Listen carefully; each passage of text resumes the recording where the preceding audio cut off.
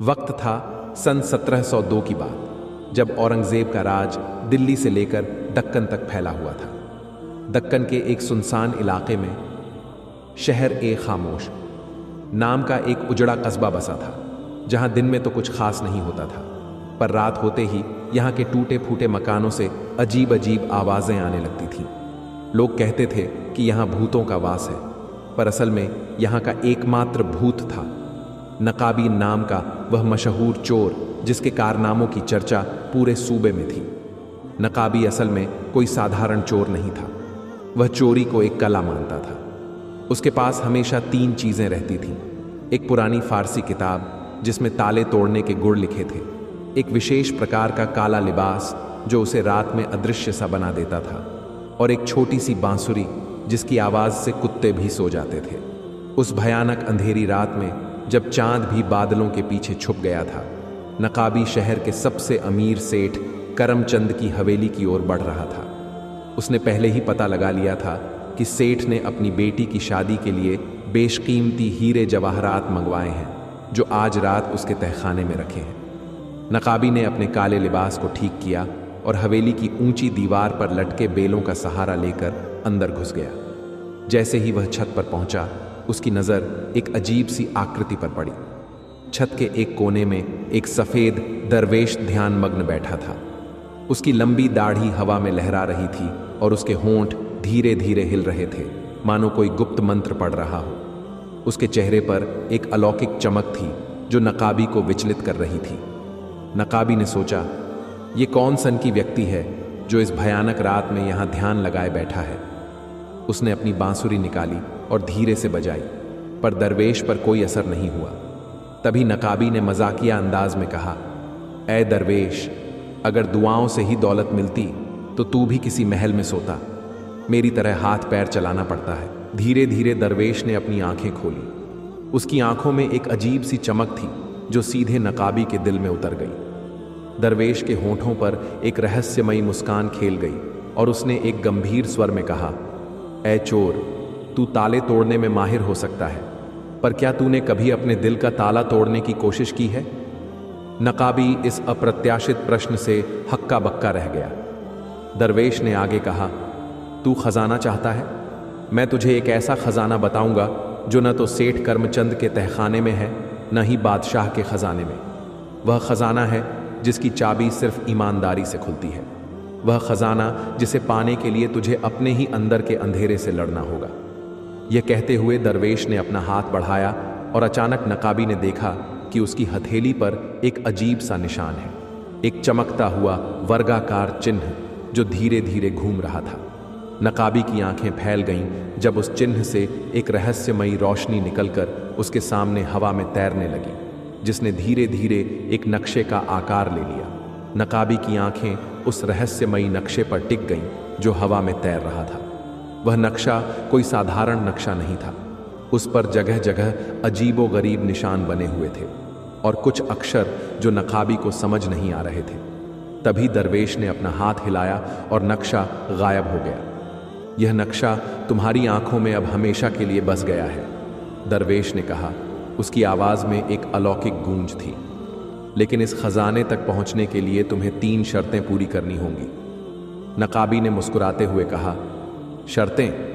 मैंने तो आज तक किसी की शर्त नहीं मानी, लेकिन चलो सुनाता हूं तुम्हारी बात। दरवेश ने धीरे से अपनी लंबी दाढ़ी को सहलाया और बोले, पहली शर्त, चोरी छोड़ दो। कल सुबह से तुम्हें चोरी करनी बंद करनी होगी, न सोने की, न चांदी की, न जान की, न इज्जत की। अगर तुमने एक भी चीज चुराई तो खजाना हमेशा के लिए तुम्हारी पहुंच से दूर हो जाएगा।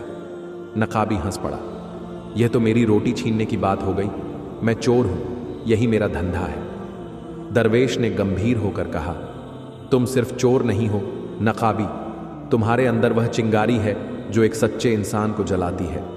बस तुम्हें उसे पहचानना है। दूसरी शर्त, भूखे को अपनी रोटी दो। कल दोपहर तक तुम्हें किसी भूखे को अपना आखिरी टुकड़ा खिलाना होगा।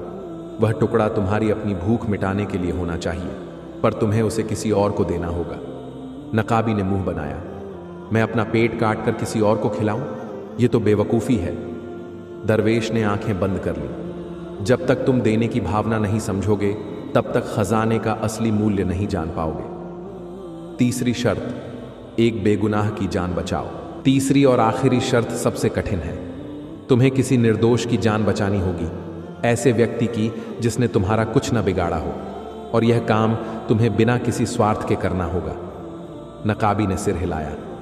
यह तो सबसे मुश्किल है। मैंने आज तक किसी की जान नहीं बचाई। बल्कि उसकी आवाज धीमी हो गई। दरवेश ने अपना हाथ उठाया और अचानक नकाबी ने देखा कि उसकी हथेली पर वही रहस्यमयी नक्शा उभर आया है जिसमें अब 3 चमकते बिंदु दिखाई दे रहे थे। ये 3 बिंदु 3 शर्तों के प्रतीक हैं, दरवेश ने कहा। जब तुम इन्हें पूरा करोगे तब यह नक्शा तुम्हें असली खजाने तक ले जाएगा। तभी दूर से कुत्तों के भौंकने की आवाज आई। नकाबी ने पीछे मुड़कर देखा और जब वह वापस दरवेश की ओर देखने लगा तो वह गायब हो चुका था। केवल हवा में उसकी आवाज गूंज रही थी। समय कम है नकाबी, खजाना तुम्हारा इंतजार कर रहा है, पर ध्यान रखना, असली परीक्षा तो अब शुरू होती है। नकाबी ने जब गुफा के अंदर कदम रखा तो उसके पैरों के नीचे जमीन से एक अजीब सी ठंडक उठ रही थी, मानो बर्फ के टुकड़े दबे हों। गुफा की दीवारों पर प्राचीन भाषा में लिखे शिलालेख चमक रहे थे, जिन्हें देखकर नकाबी की रूह कांप उठी। हवा में एक गंध थी, पुराने सोने और सदियों से बंद पड़े रहस्यों की गंध। तभी उसकी नज़र गुफा के बीचों बीच रखे 3 रहस्यमय डिब्बों पर पड़ी। हर डिब्बे के ऊपर एक अलग तरह का ताला लगा था और उनके ऊपर खुदी लिखावट उसकी आंखों के सामने धुंधली सी होकर फिर साफ हो जाती थी, मानो कोई जादू हो। 1, सोने का डिब्बा, लालच की परीक्षा। पहला डिब्बा शुद्ध सोने का बना था, जिस पर नक्काशी में एक आदमी को सोने के सिक्कों से लदी नाव में बैठे दिखाया गया था। डिब्बे के ऊपर लिखा था, लालची का अंत यहीं होता है। नकाबी के हाथ खुद ब खुद उस डिब्बे की ओर बढ़ गए। उसने सोचा, इतना बड़ा सोने का डिब्बा, अगर इसे बेच दूं तो जिंदगी भर के लिए अमीर हो जाऊंगा। उसने अपनी जेब से ताला खोलने का औजार निकाला और ताले में हेरा फेरी करने लगा। तभी एक अजीब सी आवाज हुई, क्लिक, और डिब्बे का ढक्कन खुल गया। अंदर से एक विशाल काला कोबरा फुफकारता हुआ बाहर निकला, जिसकी आंखें लाल अंगारों की तरह जल रही थीं। नकाबी चीखता हुआ पीछे हटा और गिरते गिरते बचा। सांप ने उसकी ओर एक बार फिर फुफकार भरी और फिर रहस्यमय तरीके से धुएं में बदलकर गायब हो गया। 2, चांदी का डिब्बा, दान की परीक्षा। दूसरा डिब्बा चांदी का था, जिस पर एक हाथ से दूसरे हाथ में कुछ देते हुए लोगों की आकृतियां उकेरी गई थीं। उस पर लिखा था, जो देगा वही पाएगा। नकाबी ने सावधानी से डिब्बे को छुआ। इस बार उसने ताला तोड़ने की कोशिश नहीं की, बल्कि अपनी जेब से वह आखिरी रोटी का टुकड़ा निकाला जो उसने एक भूखे बच्चे को दिया था। उस टुकड़े को डिब्बे के ऊपर रखते ही ताला अपने आप खुल गया। अंदर एक छोटा सा शीशा रखा था, जिसमें नकाबी ने अपना ही चेहरा देखा, पर वह चेहरा पहले से कहीं ज्यादा शांत और प्रकाशमय लग रहा था। शीशे के पीछे लिखा था, तुमने पहली बार किसी को बिना स्वार्थ के दिया, यही तो असली खजाना है। 3, लकड़ी का टूटा डिब्बा, बलिदान की परीक्षा।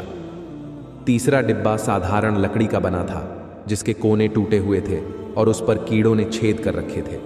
उस पर लिखा था, यहां वही आएगा जिसने दूसरों के लिए जिया। नकाबी ने इस डिब्बे को खोलने के लिए कुछ नहीं किया, वह बस वहां खड़ा रहा और तभी डिब्बा अपने आप खुल गया। अंदर से एक प्राचीन पांडुलिपि निकली, जिसके पन्ने पलटते ही उसमें से एक रोशनी फूट पड़ी।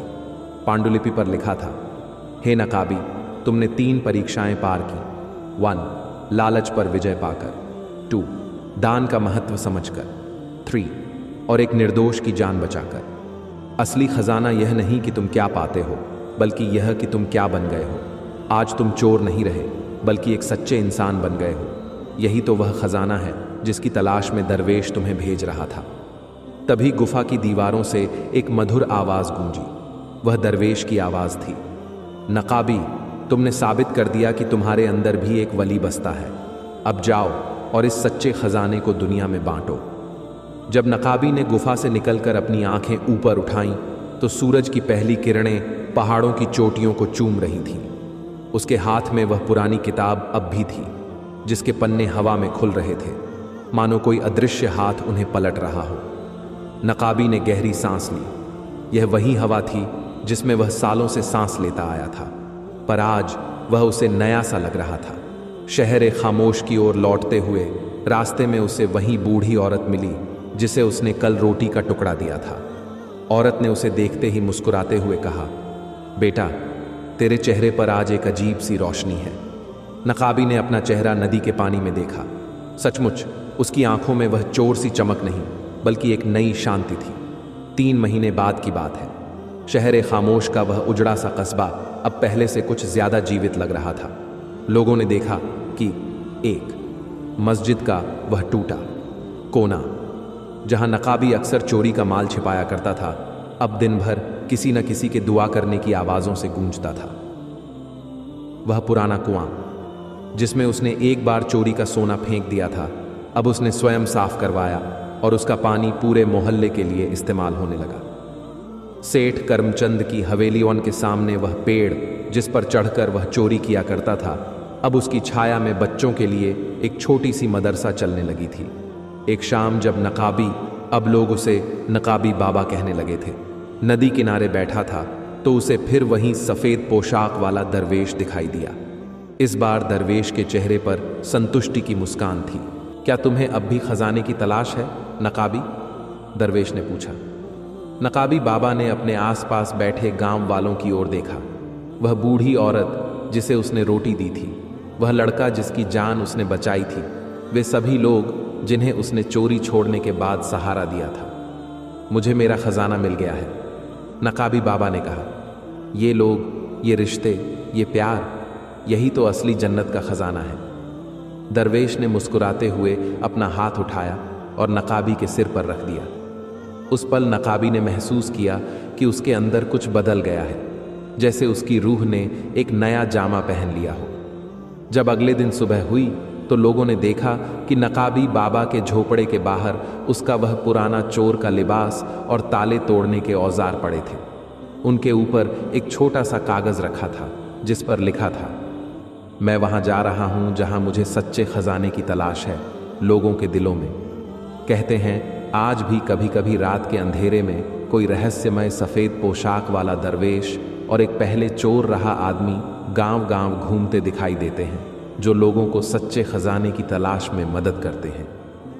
दुनिया का सबसे बड़ा खजाना वह नहीं जो जमीन में दबा हो, बल्कि वह है जो इंसान के दिल में बसता है। कभी कभी उसे पाने के लिए हमें खुद को ही तोड़ना बदलना पड़ता है।